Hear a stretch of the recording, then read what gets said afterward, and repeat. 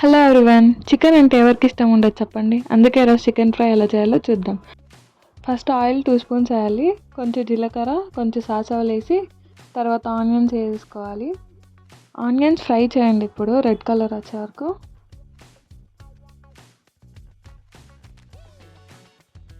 Curry leaves కొద్దిగా వేసుకోవాలి. Green chilli cut చేసి వేసుకోవాలి ఇప్పుడు.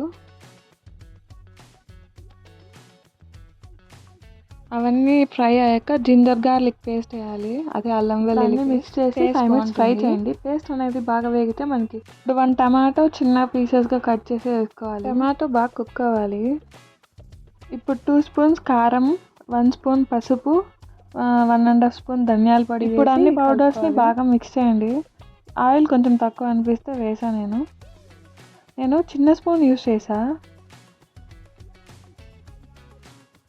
ఇప్పుడు పౌడర్స్ అన్నీ బాగా వేగాక చికెన్ యాడ్ చేసుకొని మిక్స్ చేసుకోండి బాగా.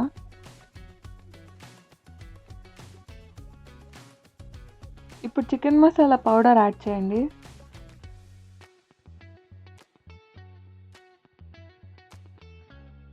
టెన్ మినిట్స్ అలా బాగా ఫ్రై చేసిన తర్వాత బాగా మిక్స్ గరం మసాలా పౌడర్ అలాగే ఫ్రై చేయాలన్నమాట. 1 స్పూన్ అలా.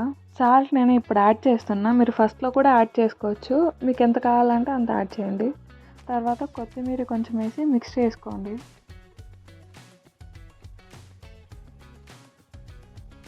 చిన్నది నిమ్మకాయ కట్ చేసి హాఫ్ పీస్ యాడ్ చేయండి అందులో. తర్వాత బాగా మిక్స్ చేయండి.